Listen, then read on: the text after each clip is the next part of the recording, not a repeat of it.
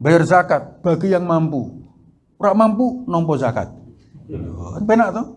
Jangan Pak bayar zakat Pak, wah, aku nggak mampu, tak kasih ya, ujungnya lu ngangel bener. Ya kan bingung gitu, kon bayar dari rak mampu ke DKI dari ngenyek. Jadi tidak ada di misalnya ini puasa yang sakit, perjalanan tayamum, ya apalagi tayamum enak lagi, pengganti wudhu dan mandi jenabat, penggantinya tayamum sama persis rukhsahnya. Jadi nggak perlu kemudian gulung-gulung di pasir gitu ya. Kenapa bos? Tayamum? Enggak, karena tayamum mandi junub itu sama dengan tayamum untuk wudhu, sama persis. Wong dia rukhsah, bukan pengganti tata caranya. Maka kemudian tidak ada yang tidak bisa diamalkan di dalam Islam. Bapak Ibu sekalian yang dirahmati Allah, kita akan melanjutkan kajian kita tentang fikih ibadah, di mana supaya agak nyambung ada dari sisi kewajiban ada yang namanya wajib ain dan wajib kifayah. Nah, wajib ain adalah ya, kewajiban setiap individu, setiap kita yang tidak bisa digantikan. Ya. Dia tidak gugur dengan dikerjakannya oleh sebagian orang, harus setiap kita. Tetapi nanti yang harus dibedakan adalah kewajiban itu ada yang bisa dilakukan oleh orang lain, yang namanya badal. Ya. Tapi untuk membedakan dengan wajib kifayah, kalau wajib kifayah itu asal ada yang melakukan maka yang lain gugur kewajibannya. Tapi wajib ain meskipun kewajiban masing-masing individu, dia bisa dalam beberapa hal kewajiban itu ada yang bisa diwakilkan. Misalnya apa? Haji. Ya. Dan hadis hanya bicara tentang haji, tidak sholat, tidak puasa. Inilah nanti yang membedakan dalam hal ibadah itu tidak boleh menggunakan kias. Kias itu analog. Analog itu menyamakan hukum pokok dengan menyamakan hukum cabang, hukum kasus baru dengan hukum pokok yang sudah ada hukumnya, dengan kasus lama yang sudah ada hukumnya. Jadi contohnya, maaf, sahabat Nabi dulu ada yang masih muda, istrinya cantik, kebetulan miskin. Dia tidak ingin punya anak banyak, tapi dia tidak bisa menghindari satu sahabatnya. Nah, maka kemudian dulu Nabi menyarankan untuk azl. Azl itu bahasa Jawanya tubuh, metu jobo. Nah, keterangannya monggo difahami dewe-dewe lah, angel itu. Agak susah penjelasannya. Iya, ya sakjane gampang nih ra enak gitu loh, Pak. Tapi ada yang nggak ngerti juga. Oh iya, pakai ya penjelasan ilmiahnya intercourse terputus. Ya. Itu cuma masalahnya dia mampu. Nah, yang wong Jawa sing mangane terong kan wah ra nyandak. Misalnya masalah meneh itu. Maka kemudian muncul hari ini namanya alat kontrasepsi.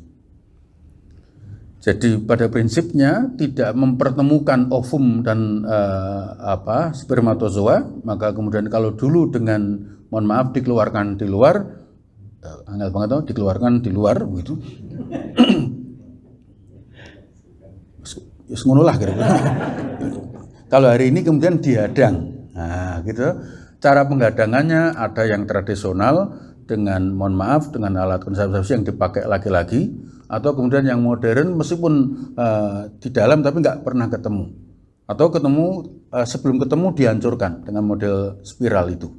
Nah, lalu kemudian muncul problem, spiral itu hukumnya gimana? Kalau ketemunya dihancurkannya sebelum ketemu, maka dia boleh dilakukan, halal alat tersebut. Tapi kalau ketemu dihancurkannya setelah ketemu, itu bisa menjadi pengguguran atau pembunuhan. Nah, di situ kemudian menyamakan hukum baru dengan hukum lama dengan kesamaan alasan. Kalau bahasanya kesamaan ilatnya sama. Karena al-hukmu yadurru ma'a illatihi. Hukum itu mengikuti sebab. Ya, itulah kenapa sebagian ulama tidak mengharamkan pedagang penjual seni pahat di Muntilan.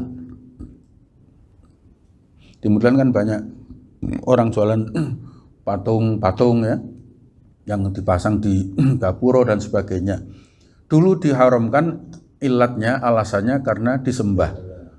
Karena kemudian itu bukan disembah, hanya hiasan gapuro, hanya hiasan taman, maka kemudian patung Diponegoro itu tidak menjadi haram. Haramnya itu kalau kemudian setiap mahasiswa Undip masuk hormat. Nah gitu.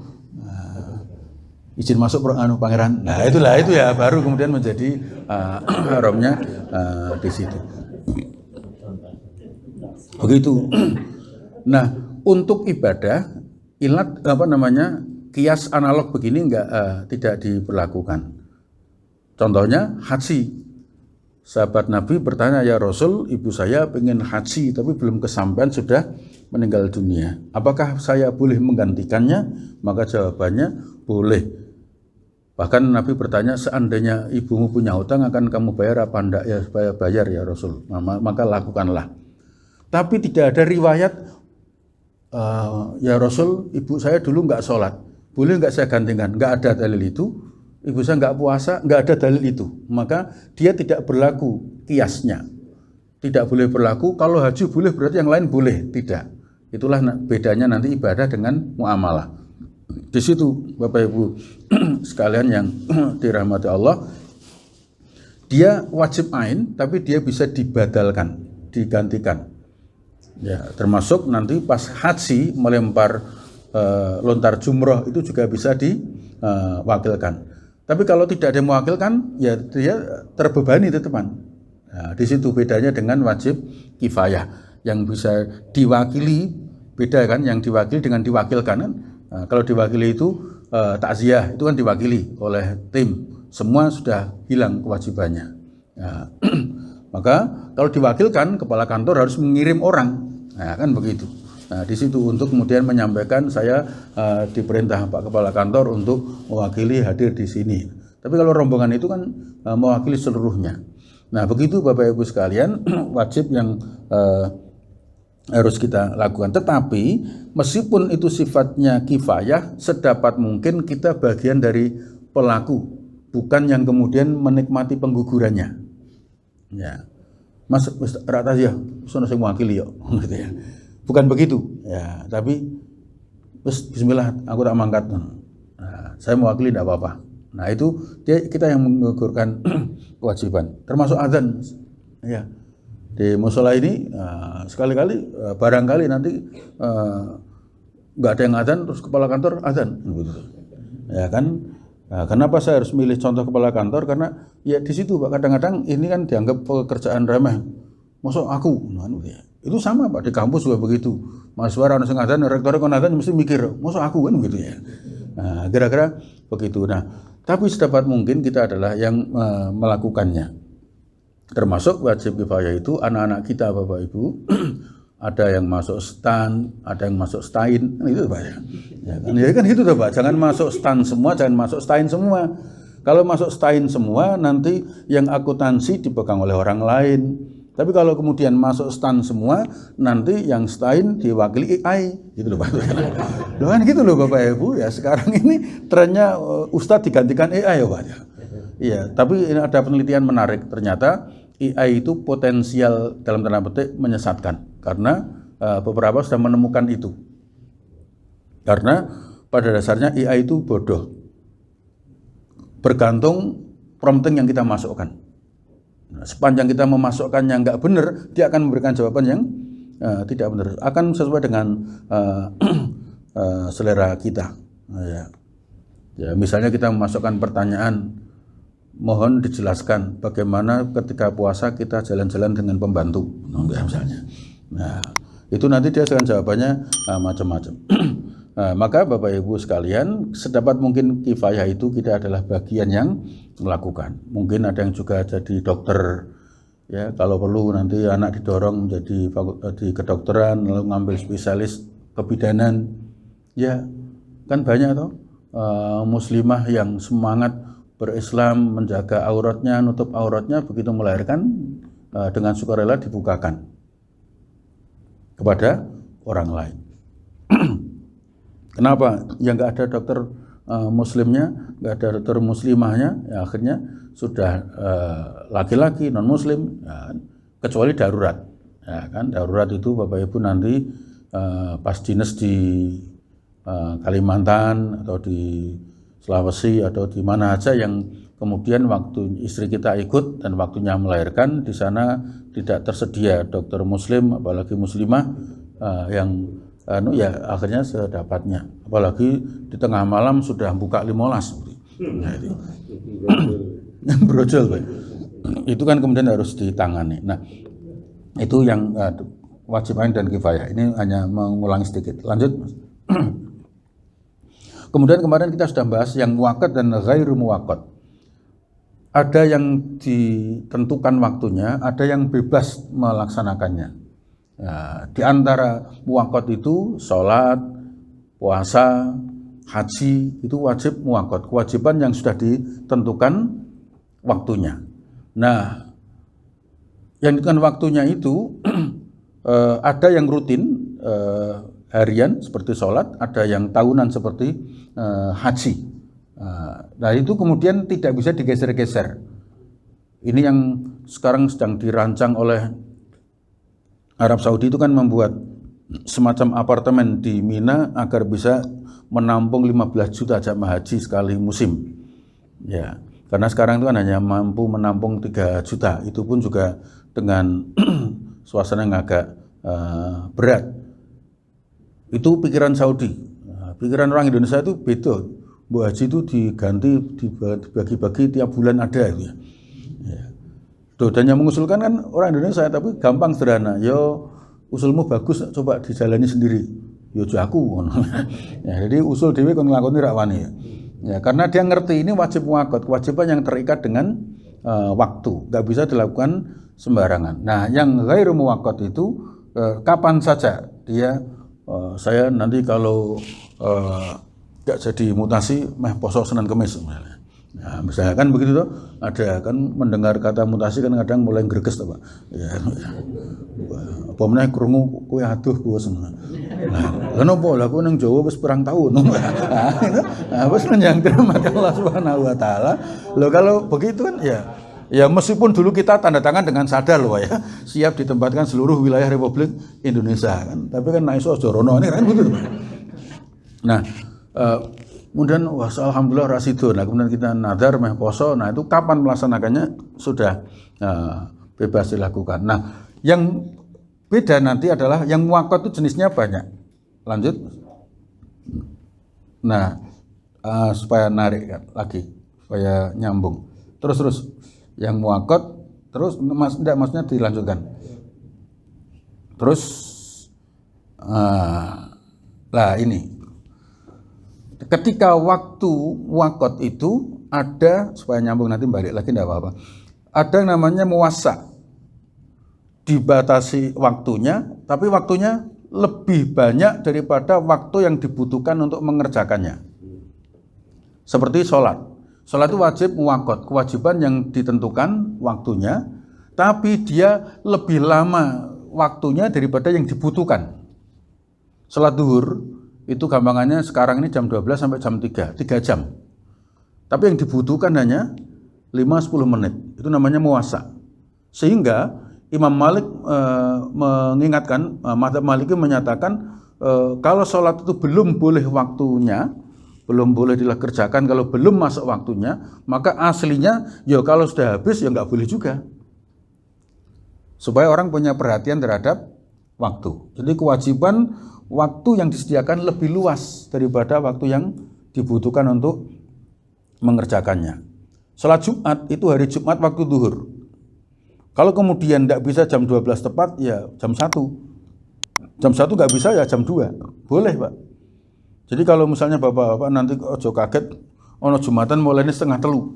Nah, dengan catatan khotbah pendek. Nah, ya sebelum jam 3 wis qomat. Itu masih boleh, Pak. Sebagaimana ya di sebuah pabrik, saya nggak sebut nama pabriknya, itu sholat Jumatnya 1:30. baru dimulai karena jam keluarnya shift kerjanya begitu dan dibolehkan. Sebab kalau kemudian ditinggal Jumatan itu mesin mandek bubrah Pak. Sementara jumlah laki-laki yang akan sholat Jumat dengan jumlah kebutuhan tenaga yang mengoperasikan mesin itu nggak cukup, maka harus diistirahatkan dengan jam yang tepat. Maka jam istirahatnya Jumatannya diundur, yang penting masih hari Jumat dan jam di waktu duhur. Sholat Id di New York itu kan pernah dilakukan agak siang, karena kalau terlalu pagi akan jadi masalah di masyarakat sekitar. Bahkan kemudian pernah terjadi dilakukan di jam 9. Kalau di sini kan sudah pesta-pesta. Kenapa? Karena apa? Dapat izinnya jam segitu, waktu duha. Maka kenapa? Lo jam itu waktunya jogging mas. Nanti kita sholat Id kono dong gowo kiri mubeng-mubeng kan susah gitu ya. Maka ada jam diatur semikian rupa. Lah begitu, yang penting masih di waktunya. Karena apa? Waktu mengerjakannya cukup. Ya. Nah, masalahnya nanti ada soal-soal sosial. Misalnya apa? Jumatan di kantor A dengan kantor B itu bisa beda, Pak. Di kantor A itu kepala kantornya tegas, pokoknya duhur mulai. Kan kadang duhur itu setengah 12, Pak. Nah terus gimana, Pak? Ya pokoknya istirahatnya maju, yang penting tepat waktu. Ya duhur setengah 12 ya setengah 12. Kita datang jam 12, ibari kan gitu. Ya akhirnya bingung Jumatan yang di kan gitu. Ya, tapi ada yang kantor yang tetap pokoknya zuhurnya jam berapapun, mulai Jumatannya tetap jam 12 menyelesaikan jam istirahat. Nah, itu bisa, Pak, tidak ada masalah. Jadi itu masih di kategori tepat waktu. Ya, karena masih di jamnya. Nah, ada keluasan waktu untuk melaksanakannya. Jadi Bapak Ibu, maaf ini bukan dalam rangka, tapi untuk pengetahuan fikih ya, dalam rangka gampang ke, misalnya ya sedang menerima tamu, ya kan, perbincangan lagi serius, itu yang kemudian misalnya mbuh nasabah, mbuh wajib pajak, mbuh siapapun yang tidak bisa memahami kalau kemudian kita tinggal sholat daripada merusak hubungan, sepanjang waktu sholatnya masih cukup, kita bisa tunda. Kayak mau ngomong serius, menurut saya begini Pak, wajib, maaf adzan berhenti ya, saya mau sholat dulu. Itu kelihatannya soleh secara individual, tapi nggak soleh secara sosial Pak. Ya, kecuali ini imam sholat loh Pak, ya lain gitu ya. Ya tapi kalau kemudian kita bisa makmum, itu kemudian kita selesaikan dulu. Memang kalimatnya bagus, dunia hanya sementara, mari tinggalkan untuk urusan akhirat kita. Itu kalimat bagus Pak, tapi ada kondisi-kondisi yang kemudian membolehkan kita untuk menunda. Ya, misalnya mertua datang, kebetulan maaf ya, kan barangkali ada yang mertuanya non muslim, datang ke teko, masuk, duduk dulu man. Kenapa? Tak tinggal masjid. Kenapa? Sholat Pak. Gusti Allah penting daripada kowe. Loh itu orang genah meneh. Kan begitu ya. Enggak boleh begitu Pak ya kan. Ya harus difahami betul. Justru kalau kemudian kita apalagi kemudian loh, kamu kan muslim, kamu enggak sholat dulu, enggak menghargai mama dianjurkan dalam agama. Itu bisa mengubah pemahaman dia, pandangan dia loh Pak. Ya mama sudah, saya namanya mama dulu, bincang-bincang dulu, ya kan. Mama dah lama nggak kesini, jauh masuk saya tinggal. Iya. Bahkan kemudian misalnya kita lagi jamu makan, kemudian adzan qomat, itu kemudian kita boleh dalam tanda petik membiarkan qomatnya biar jalan dulu, kita sudah kadung makan ya makan dulu aja. Iya. Sehingga ada cerita menarik Bapak Ibu, pas ada sebuah pelatihan, ada outputnya, kemudian disuruh pokoknya sama instrukturnya setiap ada peluit harus kumpul. Peluit begitu kumpul, nanti aba-abanya pakai peluit saya. Lagi apapun kalau peluit bunyi harus kumpul. Kemudian di antara peserta itu ada beberapa ustadz yang ikut menjadi peserta.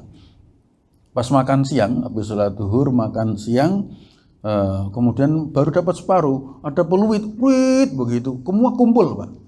beberapa ustadz itu tetap linggih mangan, santai ini rak karuan. Diparani sama strukturnya. Pak, enggak dengar suara peluit. Krungu Mas, rasa getak-getak. Ya. Enggak dengar peluit, Pak. Dengar Mas. Lo enggak kumpul. Kayak mangan Mas. Lo kan aturannya asal ada peluit kumpul. Mas, pemenang sempritanmu. Azannya tak nenggek Mas. Ya kan begitu ya. Ya instrukturnya mumet lunga dhewe angel lah. Ya Bapak sekalian yang dirahmati Allah, terima Mas, pemenang terima peluitmu. Kok azan lu tak nenggek Mas. Wong gek mangan. Ya, betapa kalau orang ngerti ada elastisitas dalam fikih itu orang ngerti nyaman. Tapi mohon maaf ini jangan ditiru Pak ya. Nah, dikumpul undang pimpinan, pemenang pimpinan, azan Gusti Allah ya tak nenggek. Bukan begitu maksudnya. Betapa itu karena dia wajib puasa, waktunya masih cukup, kemudian hal-hal seperti itu bisa kita tunaikan dengan sebagus-bagusnya. Ya, karena kecuali dalam hal tertentu, misalnya Bapak Ibu bisnis di Mekah sudah diatur sedemikian rupa, adzan harus tutup, kan begitu, itu soal lain. Tapi kalau kemudian dalam kehidupan normal, kehidupan sehari-hari, apalagi di dalam tengah kemacetan, krungu komat, terus mobilnya mbok tinggal, tambah ngaco menah iki. Lupa mbok tinggal, komat-komat. Urusan dunia gampang, sementing ibadah sih. Tidak begitu, tetap kemudian kita. Kenapa? Ini sifatnya muwasa. Nah, waktunya lebih luas. Nah, baru kemudian yang kedua, jadi sholat puasa itu ada sholat wajib, ada sholat id, sholat Jumat dan lain-lain. Nah, yang berikutnya adalah mudhayyak. Mudhayyak itu kewajiban yang waktu yang disediakan sama persis dengan waktu yang dibutuhkan untuk dilakukan. Waktu yang disediakan sama dengan waktu yang dibutuhkan untuk mengerjakannya. Itu namanya mudhayyak. Contohnya puasa Ramadan atau puasa itu kewajiban yang dimulai dari subuh sampai maghrib. Waktunya ya subuh sampai maghrib. Puasa Ramadan itu ya tanggal 1 sampai 29 atau 30. Gak bisa kemudian kita geser karena kesibukan minggu pertama mau tak ganti nanti bulan Syawal. Ya, karena itu dia kewajibannya sudah pasti, waktunya juga sudah pasti. Maka sama nanti sebagian kewajiban haji itu ada mudhayyaknya, ada muwasaknya. Nah, dalam puasa Ramadan, puasa begitu dimulai, tidak bisa Pak. Aku nak sahur subuh rak kuat aku. Gini aja lah, nanti saya makan 5:30, tapi bukanya 8:30. Kan podo 13 jamnya gitu ya. Tidak bisa Pak. Ya, karena nggak bisa kemudian kita geser. Waktu yang disediakan sama persis. Ramadan ya Ramadan harus tidak bisa di luar itu, di rentang itu, nggak boleh. Nah, khusus Ramadan, alhamdulillah Bapak sekalian, karena nanti kalau kita ngaji lagi, insya Allah kan pas Ramadan, saya hanya ingin tambahkan, kita sebentar lagi akan masuk Ramadan, tinggal kurang lebih 20 atau 20 hari lagi, karena sekarang sudah tanggal 10 Sya'ban.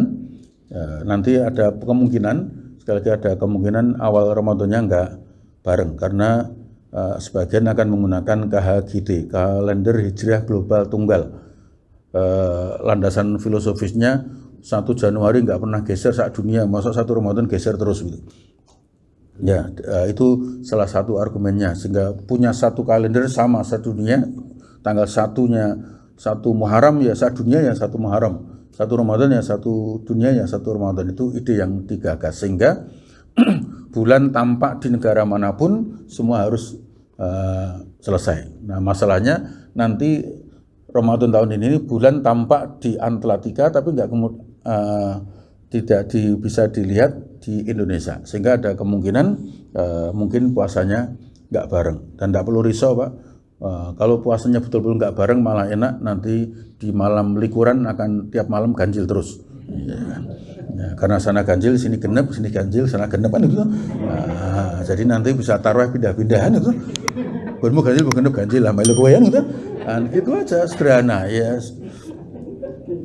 Ya kan nggak usah risau kan, tiap malam kan jadinya malamnya ganjil terus, iso tiap mulai terus kan nyaman. Kalau saya memahaminya sederhana begitu aja, tidak usah dipersoalkan. Nah, yang benar yang mana? Yang kayak begitu itu, kalau benar dapat 2, salah dapat 1 pahalanya. Ya, enggak dosa Bapak Ibu. Yang penting kemudian tidak ngarang-ngarep dhewe. Posone kapan bos? Melu senggari lah. Botone sing dhisik. Nah, itu kan tambah kayak gitu kan kacau kan di situ Bapak Ibu. Nah, nanti Ramadan akan ada, meskipun masih tetap ada kemungkinan bareng tapi agak kecil, bahkan nanti Idul Fitrinya juga bisa bareng bisa tidak. Kalau lihat data astronomisnya kalau data astronomisnya sama, cuma membacanya yang berbeda. Ini memenuhi syarat ganti hari, ini tidak memenuhi syarat ganti hari, itu aja kriterianya. Dulu ketika Pak Yusuf Kala menjadi wakil presiden, itu kan meminta kepada Pak Hasyim Muzadi sebagai tokoh NU dan Pak Din Samsudin sebagai tokoh Muhammadiyah, yang tiga-tiganya podo ketemu. Nah, ketika ketemu Pak Yusuf Kala bilang, "Mbok, gimana caranya Muhammadiyah itu dinaikkan standarnya, di NU diturunkan standarnya?" Jawabannya, inilah fikih pedagang. Kalau fikih dagang kan modelnya ngono kuwi ya. Nah, karena muga sithik kene mboten sithik kene ketemu nang tengah-tengahan gitu. Nah, padahal agama kan enggak begitu Bapak Ibu. Itu soal pemahaman dan keyakinan. Itu Bapak Ibu muwasa dan mudayyak dari muwaqat. Sekarang balik setelah nah, berikutnya Bapak Ibu ada yang namanya wajib muhaddad, kewajiban yang ada batasnya. Sholat duhur 4 rakaat, maghrib 3 rakaat itu sudah ada batasannya. Kita nggak perlu nambahi, mergo semangat subuh 3 rakaat gen cucuk karo tangine gitu ya. Ya, atau isya males 2 rakaat saja, ngantuk banget gitu. Enggak, ya sama. Ketika kemudian dibatasi jamak qashar itu duhur asar, ya ini muwaqat muhaddad, dibatasi hanya maghrib dan isya, kemudian duhur dan asar. Nggak bisa subuh dengan duhur. Mas dengaran qobliyah duhur, ora mau subuh urung maksudnya. Nggak bisa begitu. Atau kemudian habis sholat isya langsung sholat 2 rakaat. Dengaran sholat ba'da isya, ora ki subuh sisan Mas. Daripada sesuk kawanan. Iya, nggak bisa begitu. Sebagaimana maghrib dijamak di qashar pun tetap 3 rakaat. Ya, meskipun kalimatnya jamak qashar maghrib dan isya, tapi maghribnya tetap 3 rakaat. Karena saya pernah makmum dengan orang yang keliru. Iya, makmum kemudian itu sholatnya jam 9 malam. Nah, kemudian saya makmum 2 rakaat salam. Oh, berarti ini isya dulu karena dia menghargai waktu ketika sholatnya, maka isya dulu. Kemudian berdiri lagi maghrib. Ternyata 2 rakaat juga gitu ya. Akhirnya nyambung dewe, saya selesai tak takoni, Mas, ki mau sing pertama apa? Maghrib. Sing kedua isya. Loh, maghrib kok loro? Loh kan di qashar, Pak. Yo, nak di qashar di setengah to, Mas. Kan gitu ya. Pas rukuk assalamualaikum ngono kan. Ya, terus tak takoni, kowe kok iso gawe karangan dhewe iki? Lho, kan betul to, Pak. Maghrib di qashar jadi 2. Sing ngandani sapa? Kowe kuliah fikih karo sapa? Lu kan jenengan to, Pak. Lu walu tambah kata meneh. Wah, kowe berarti ra mlebu kowe Masan udah. Itu loh Bapak Ibu sekalian yang dirahmati Allah. Ada yang seperti itu. Iya, muhaddad. Itu salat misalnya. Zakat juga ada termasuk muhaddad. Tapi yang ghair muhaddad, sedekah, infak itu enggak ada batasannya. Ya, begitu. Jadi jangan korban ya sapi, kambing. Ya, begitu, Pak. Ya, dan kemudian tidak usah, was, aku dunia pitik ya, tidak bisa begitu kan, pitik selawe podo karo podo siji ya, tidak bisa.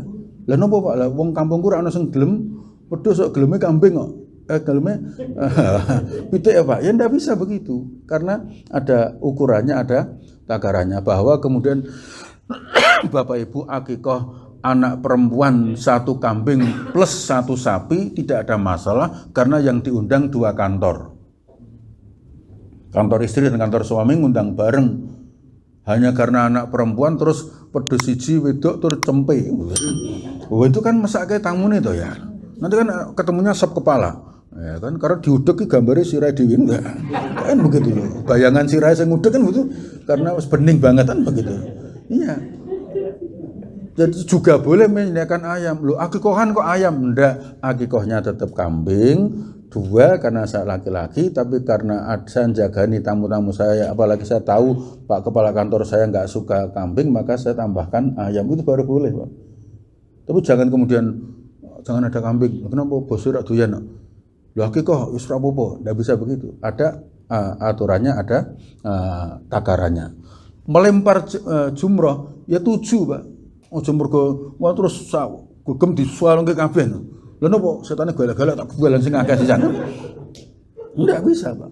Makanya kalau Bapak Ibu lihat video itu kan mungkin saya dianggap guyon, Pak. Karena di video itu tampak karena saking semangatnya payung bareng dibalangke, Pak. Kan?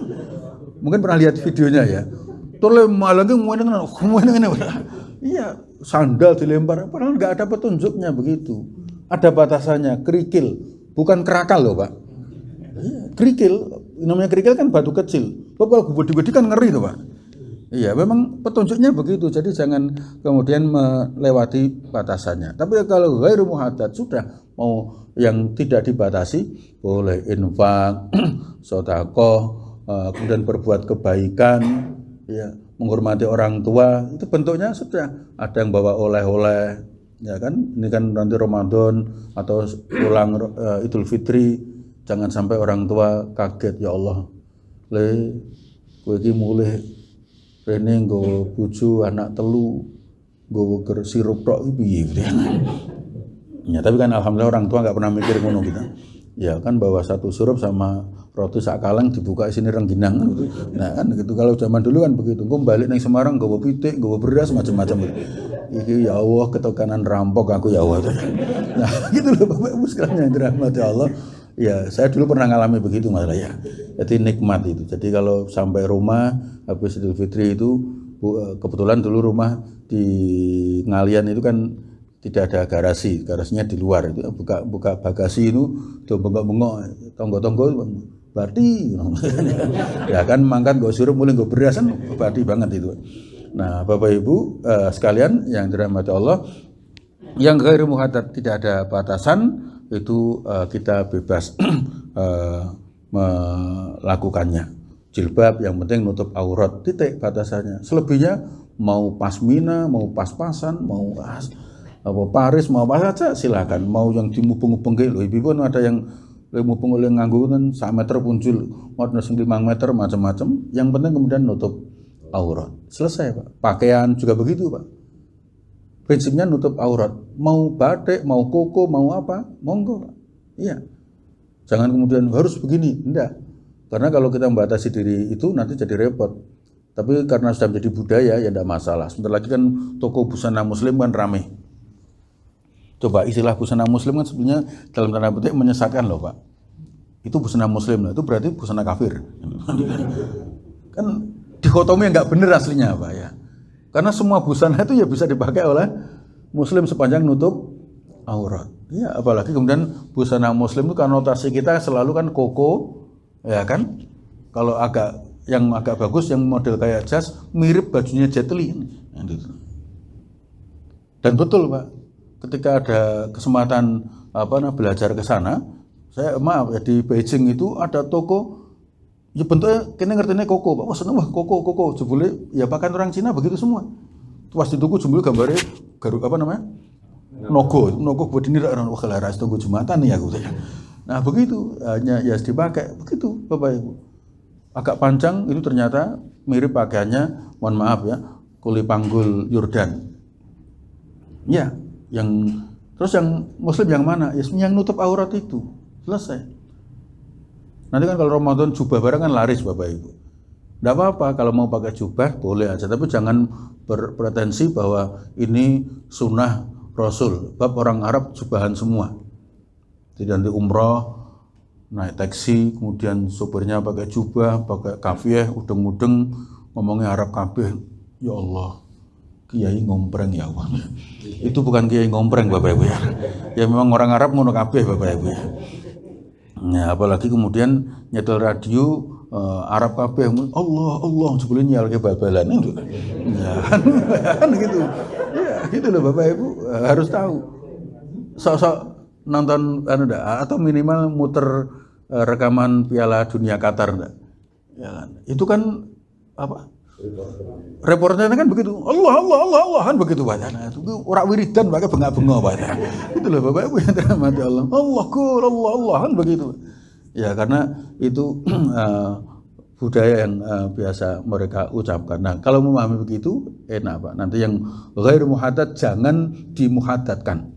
Yang bebas jangan dipaksakan mengetatkan diri. Nah, begitu. Ya contohnya ya ayah bunda, bapak ibu. Kan itu ghair muhaddad. Yang penting apa? Mesra. Ayah bunda boleh, papa mama boleh, abi umi boleh. Yang abi umi nggak usah merasa lebih bagus daripada papa mama, ya yang papa mama juga nggak usah meracahkan koyo wong Arab abi umi, lo gue koyo londo papa mama, kan kacau malahan begitu tuh. Mau papi mami juga boleh kan, tapi ya kalau papi mami juga harus dicek lah, tonggone sopo, kan itu tuh Pak. Papi, napa mi derep yuk, enak banget kan, macul kan enak kalimatnya kan itu. Lanjut Bapak Ibu sekalian yang dirahmati Allah. Nah ini Pak, ada namanya wajib syar'i, ada wajib urfi. Kewajiban yang ditetapkan berdasarkan dalil syariat Pak. Dari Quran, hadis itu wajib syar'i. Tapi ada yang wajib urfi, yang tadi sesuai dengan kebiasaan Pak. Iya, monggo. Itu kalau kemudian kita tidak mengucapkan itu dianggap tidak sopan, maka mengucapkan itu menjadi wajib, Pak. Ya, adat kita. Ya. Jadi mohon maaf ya, tidak usah melesetkan campur racun dari campur racun, Pak. Itu pelecehan terhadap budaya, Pak. Tidak boleh, Pak. Ya. Kalau memang mau Islami, assalamualaikum ya monggo silakan assalamualaikum. Tapi yang mengucapkan campur racun bagi orang-orang itu sebagai sebuah penghormatan, bagus Pak, dilakukan. Iya. Monggo sebagai tuan rumah manggake kepada tamu itu wajib Pak. Karena kita orang Jawa. Sebab nek ora dimanggake, kuwi wong Jawa ora wani njikuk blas Pak. Beda tamune kalau Arab, saleke mbat gitu Pak. Salahkah dia? Tidak. Karena budaya dia itu begitu dia letakkan menjadi miliknya. Lah kalau kita bertamu dengan Arab, ras itu mangan atau ora tawani belas Pak. Nah, di situ kemudian uruf itu kemudian harus diperhatikan. Adat budaya yang kemudian meskipun tidak ada dalilnya yang qot'i mengatakan ini, tapi kalau itu di situ menjadi sesuatu yang harus dilakukan, ya dilakukan. Contoh lain Bapak Ibu, Idul Fitri di Arab itu bar salat Id rampung loh Pak. Setelah nyambut gawe meneh. Di kita silaturahim, Pak. Itu namanya wajib urfi. Orang mbok lakoni yakin dianggap wong sombong, Pak. Dan itu menimbulkan fitnah. Wih lho, anaknya Pak Mitra sadake nang kota sing goten sing krang ora gelem kumpul karo wong. Jadi fitnah kan? Iya. Maka kemudian kita datang. Loh di Arab itu kalau ketemu assalamualaikum, wah jenggot saya dilus-lus Pak sama orang-orang Arab, seneng. Ini Bapak Ibu. Tapi kalau kemudian mahasiswa saya yang ngelus-gelus tempiling tenan Pak. Assalamualaikum Pak Rozi. Wah, aku pedak tenan loh. Ya meskipun dia orang Arab sekalipun loh Pak ya. Mungkin uripmu nang Indonesia kok itu ya. Tapi jangan sekali-kali nabok pantatnya orang Arab. Itu akan dianggap pelecehan. Ya, sementara kita biasa. Ya kan begitu Bapak Ibu sekalian yang dirahmati Allah. Budaya yang kemudian di situ dianggap baik, sudah ya kemudian kita mengikutinya. Kenapa? Islam datang itu tidak di ruang hampa. Hadir di tengah masyarakat yang sudah punya tradisi, sudah punya budaya yang kemudian ketika kita hormati, kita lakukan tidak merusak apa-apa. Bahkan kemudian menjadi sebuah kebaikan. Nah, hal seperti itu Bapak Ibu yang kemudian apakah itu dagang ya termasuk jajan di warung mie itu secara fikih nanti kita ada kaidah yang kemudian kita lakukan yang namanya akad itu kan apa jual beli itu kan bayar baru nampani barangnya kan gitu. Tapi uruf kita kan nggak begitu. Ngemi itu mie ayam, bakso itu kan mangan sak warga lagi hitung-hitungan loh Pak. Pemenang zaman mahasiswa kan wareg ngitungnya keliru kan gitu. Iya, begitu loh Bapak Ibu. Mas sampun Mas. Nah, loh, orang mengatakan, "Loh ini kan belum mbok bayar kok wis mbok pangan." Loh tak bayar sih ora gelem kok. Bu pesen pun mengke mawon Mas. Mengke gambelan gitu. Setelah rampung dihitung pinten Bu? Sudah. Waduh, niki mboten enten susuke pun diastorien. Iya kan? Itu hutang loh statusnya dia. Enggak, tapi kemudian kita melakukan itu. Wah, aku nak ora mbok susu aku rasa mulih. Aku mbuh ngene iki ya. Lah terus piye, Pak? Bakule ra ndek susu kene ra gelem mulih. Ya wis turu kene, Pak. Nah, apa ngemi menehen gitu? Kan enggak bisa begitu. Ya kan enggak bisa begitu. Itu kan padha karo mohon maaf ke toilet, bayarnya kencing 3.000. Kan begitu. 2.000 Mas ra ono susuke, nguyuh meneh. Kan enggak bisa begitu toh, Pak. Kan gitu toh. Iya, gitu loh maksud saya. Jadi ada yang kemudian dan kita tidak bisa mengatakan sing bayar sih kayak mohon maaf sebut merek tapi banyak sekali tidak apa-apa. Apakah Open, apa McDonald atau apapun makanan yang bayar dulu itu nggak bisa kita sebut lebih Islami daripada. Memang secara fikih ya idealnya begitu Pak. Tapi budaya kita tidak seperti itu. Ya bakul mie, bakul makan dulu baru bayar. Ya, sampun Bu, teh mie kalih, es teh kalih, kerupuk kalih, 150 Mas. Bu sing genah kuwi. Mosok ngitungnya ngawur. Loh, nek kuat bayar balik wae Mas daripada angel-angel gitu ya. Itu yang asalnya kan begitu. Kenapa? Loh, tapi nanti kan bayar Pak. Loh, sing yakin nanti bayar sapa wong kek mangan bakule maaf meninggal dunia. Loh kan iso dikek anake, wong dodol dhewean no. Terus tinggal lho, sing namane sapa? Atau sebaliknya, kowe sing mangan gek mangan separuh mati. Ya, sing bayar sapa? Padha ijene lho. Ya, itulah kenapa kemudian hukum asalnya seperti itu. Tapi uruf kita, budaya kita harus kemudian kita perhatikan dengan baik supaya apa? Supaya kita menjalankan agama ini tidak tercerabut dari akar budaya kita sendiri. Jadi menjadi muslim itu tidak harus menjadi orang Arab. Ya, kita tetap dengan nama Jawa kita ya boleh, dengan budaya-budaya yang kita jalani sepanjang uruf itu prinsipnya tidak bertentangan dengan syariat. Nah, prinsipnya itu yang tidak bertentangan dengan syariat. Kewajiban yang disebut kebiasaan atau adat yang tidak bertentangan dengan syariat itu namanya wajib urfi. Ya, Bapak Ibu, sesungguhnya ya misalnya Bapak Ibu mengundang kawan-kawan untuk akikah.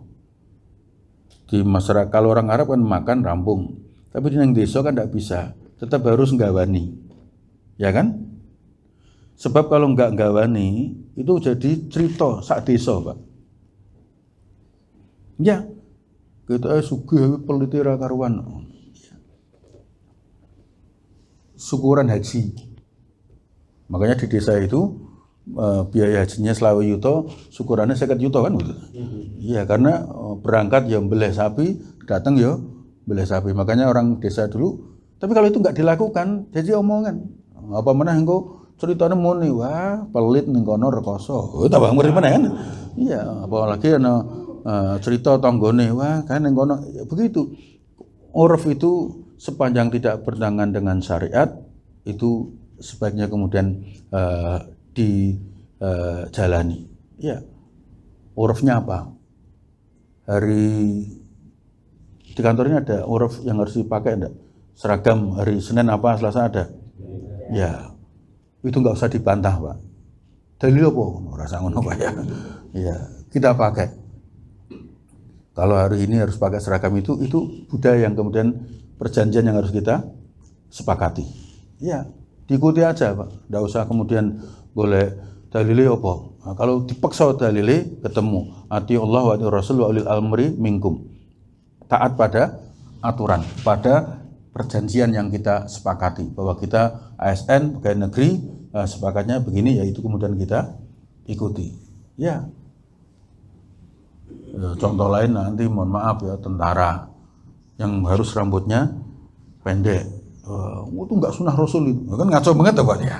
Ya karena Nabi rambutnya kan ngandan-ngandan, itu kan ngandan itu bahasa Jawa itu berarti panjang kan, indah begitu. Jangan kemudian seperti itu. Begitu Bapak Ibu yang dirahmati Allah, berbagai istilah syariat dan puncaknya saya biar selesai slide-slide ini yang terakhir Bapak Ibu, ada yang namanya mutlak, ada muqayyad. Wajiban yang mutlak tidak terikat dengan syarat tertentu, tapi ada yang muqayyad, jika ya kan membayar kafarat atau kafarat baru dilakukan ketika melanggar sumpah. Jadi ada yang mengikat, yang menyebabkan dia harus melakukan. Kalau sholat tidak ada Pak, saya akan sholat 5 waktu kalau saya diterima, tidak bisa. PNS gitu misalnya, tidak bisa karena itu kewajiban mutlak. Ya, dia tidak ada kewajiban bersyarat yang harus kemudian dia lakukan. Tapi kalau kemudian kafarat, sumpah dan sebagainya itu dan kita tidak boleh bersumpah dengan hal yang sudah tanpa sumpah itu harus dilakukan. Jika panjang umur saya akan puasa Ramadan misalnya, yaitu rasa muni ngono anggar rekan Ramadan ya punya kewajiban puasa semuanya. Nah, terakhir Bapak Ibu sekalian yang dirahmati Allah, ketika kewajiban-kewajiban itu dilakukan, tetap ada namanya azimah dan rukhsah. Lanjut. Nah, ini yang balik tadi. Nah, sekarang pada yang terakhir adalah azimah dan rukhsah. Azimah adalah hukum syariat yang asal, sementara rukhsah adalah keringanannya. Nah, hukum pokoknya azimah itu harus kemudian dilakukan. Azimah itu gampangnya adalah hukum asal. Sholat 5 waktu dalam keadaan normal. Itu nanti rukhsahnya kalau bepergian bisa dijamak, bisa dikosor. Azimahnya sholat menghadap kiblat. Rukhsahnya jika naik kapal menghadapnya bebas. Atau pulang kampung rumahnya Banyuwangi numpak bis kayak apa namanya, Sumber Kencono kayak yang nggak pakai rem kayak Pak, yang Bu Andri Ragarwana misalnya. Nah, misalnya ibaratnya loh iya Pak, saya pernah tanya kenapa sih bis Sumber Kencono kok ternyata dia dimeniti oleh perusahaannya harus masuk. Jadi untuk syarat menjadi supir di situ harus punya keberanian yang luar biasa, nikung tapi ngegas, wah itu luar biasa kan. Nah, tapi kata almarhum Gus Dur itu supir-supir itu akan lebih cepat masuk surga daripada imam sholat tarawih sing kesuwen. Ya. Karena imam sholat tarawih kesuwen membuat jamaah jengkel, supir bis ugal-ugalan membuat penumpangnya zikir kepada Allah Subhanahu wa taala. Akhirnya dia menjadi pengantar orang masuk surga. Nah, Bapak Ibu, ya sholat berdiri nggak kuat, nggak bisa dilakukan dengan yang mampu dilakukan, namanya rukhsahnya. Ramadan puasa tapi kemudian sakit-sakitan nanti ada rukhsahnya. Intinya dilakukan dalam keadaan normal. Jika kemudian ada masalah ada namanya rukhsah. Sehingga tidak ada, ini prinsipnya, tidak ada ajaran Islam yang tidak bisa diamalkan. Karena ada hukum asalnya, ada hukum rukhsahnya. Kalau semula harus begini, kalau ada kesulitan maka lahirnya begini. Nah, contoh yang sekarang mutakhir, haji, ya kan, harus bermalam di Musdalifah. Tapi kalau bermalam membuat kreditnya luar biasa, maka boleh melewati saja. Yang sekarang disebut dengan murur, melewati Musdalifah tengah malam. Tidak turun, tidak berhenti, tapi kemudian istirahat sejenak di dalam bis. Bagi orang tua yang berbahaya kalau kemudian turun, maka dia berlaku rukhsah keringanannya, dia bisa lanjut. Tapi kalau kemudian isine sakbis wong tua kabeh, ku tekan gone malah bingung kabeh, maka ada anak muda yang boleh ikut mendampingi. Rukhsahnya, keringanannya disebabkan mendampingi orang tua. Loh, begitu Pak. Nanti tawaf ifadah pulang sebelum haji itu haji rukun yang terakhir tawaf ifadah. Lah tapi pas waktunya malah maaf haid. Haid itu tidak boleh memasuki Masjidil Haram, tidak boleh tawaf. Tapi kalau tidak tawaf hajinya tidak sah, tapi kalau masuk tidak boleh karena haid. Hukum asalnya begitu. Rukhsahnya kan begitu.